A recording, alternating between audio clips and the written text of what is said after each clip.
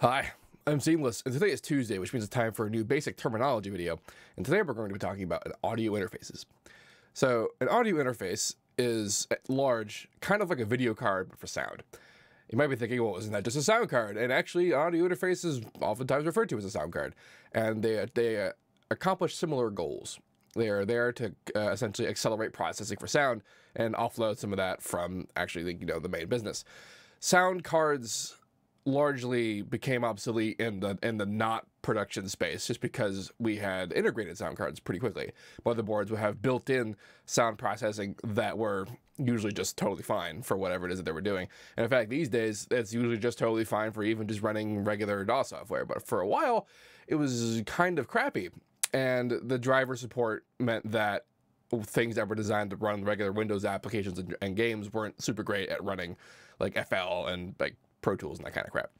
Pro Tools may be a bit of a different story, but whatever.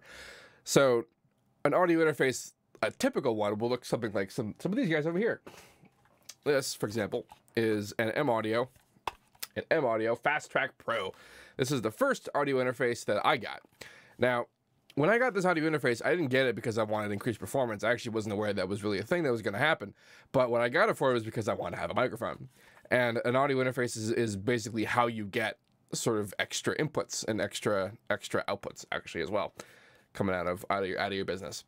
So in that regards, it's also pretty similar to a video card, just because like if I want to have multiple monitors and my motherboard doesn't have support for that, then I gotta get a video card. There are some interesting specifications about what like audio interfaces are for. Generally speaking, they operate on a driver structure referred to as ASIO, which stands for Audio Stream Input Output. There are other kinds, there are other types, and like there's a special one for Mac that I don't remember what it's called, but it's all relatively straightforward. It's actually a lot easier now for this stuff to make sense than it was before. And there's also ASIO drivers that work with anything. There's things like ASIO for all, and also FL ASIO, which are like FL's own ASIO drivers that can take regular audio hardware that's like integrated into a motherboard or in a laptop and actually do a pretty good job. Like I said, I got this guy to have microphones. You have inputs, for microphones, that kind of thing. And then there's also extra outputs. You can use them to send them to your monitors, which are sort of what the main outputs are for. And then there's also like extra stuff, like extra kinds of inputs and like digital SPDIF and that kind of thing, and also MIDI. Generally speaking, audio interfaces tend to be a complete package of input and output for whatever you're probably going to want for, doing your stuff. Now, this is actually a fairly mid-range audio interface. At least it was. They still sell these, but I'm pretty sure they're better now. This was like a $200, $300 kind of thing, and like the audio interfaces range from like nothing at all, just having regular onboard hardware that you use ASIO drivers for, to like a USB cable that plugs into like a USB to a 1/4-inch cable that you use to plug into your guitar to like record, and like that thing will show up sometimes as things. I've never used something like that, but I've seen them and I know they work, that kind of thing. And of course, there's larger ones like this guy. This is the second audio interface that I got. This is a Fire Studio project from PreSonus. And I got this specifically because I wanted to record drums. As you see, there's 8 inputs here. And in the output section, there's also a whack ton of outputs, just a lot. And then there's 2 Firewire cables, which are interesting. And that actually brings up another thing, because a lot of times you'll see input audio interfaces that are going to be Firewire interfaces or USB interfaces, which is better and why.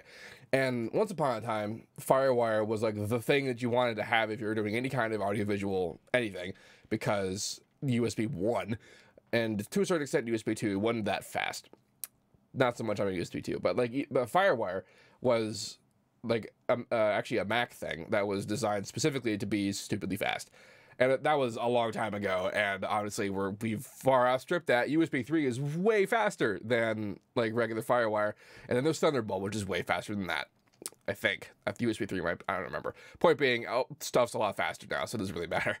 In fact, you'll find a lot of interfaces that you have that are out there that have both, that have USB and Firewire. and which is super great because my production computers would usually have a Firewire card in it, because being a Mac thing, PC motherboards tend not to have it as a feature. Some of them did, some of them didn't, and it was handy to have an interface that could do either, which is actually the interface I'm currently using, which I can't show you because I'm currently using it, which is an RMA Fireface 802. It's extremely expensive, and it has a lot of incredibly great features, and I'm also running two mic pre's. They're eight mic pre's from PreSonus, actually, the Digimax D8. I'm totally fine with the inputs on these guys, so I was all right with using their mic pre's because they weren't nearly as expensive as RME's mic pre's, which I'm sure are also commensurate for their price. So, and you know, the mix of inputs and outputs and the kinds of control, because that's also how I do, like, the interface and the routing and all that is how I do my voice and FL at the same time, and also how I'm able to do it through Skype when I do lessons, for example, because that's not something that Skype does by default, in case you thought it was. Or even into XSplit for that matter, because XSplit doesn't know what the hell to do with ASIO signals. It only knows really what DirectX is. Although that might have changed, honestly, because I haven't been paying attention to the development of XSplit. So like the inputs and outputs and routings and all that kinds of stuff, that's something that's important if you're going to do that kind of thing. On the other hand, like, running one of these is totally all right. Like, these tiny, stupid things. You could probably even do a little bit of that with the extra outputs and inputs that are available on it. A pretty commonly, like, a popular option now is the Scarlett's. Who the hell, what company was that made that? Focusrite. Scarlett 2i2 or whatever. There's more input options, and like there's interfaces everywhere that are all totally fine, and then the drivers are all totally fine, and then the software support for them is all totally fine. Like, we're coming to like a pretty great convergence where pretty much everything works with anything, so you don't have to really worry so much about it, where in the past you totally did, because oh my god, there was some stuff. Like, there's also some things you might want to consider about working with sort of hardware, if you do at all. Like, there's some special considerations I had to have for that. Like, for example, right now I'm using this black module, which is Expert Sleepers ES3, which is really just a collection of 8 outputs, and is connected to my interface via optical cable. Ta-da! This guy. Can it shine in the camera? Yeah, you can look at it's bright. Anyway, some interfaces are what's referred to as DC coupled in their outputs, which means that I wouldn't even need to have this sort of SPDIF business output to go into doing this. I could just straight connect connections out of the outputs of my interface. However, I mean, it's sort of up to you to determine where you want to spend the money for that kind of thing. I don't actually know which outputs or which things are DC coupled. Some of them are, some of them aren't. There's a big list. You can Google it.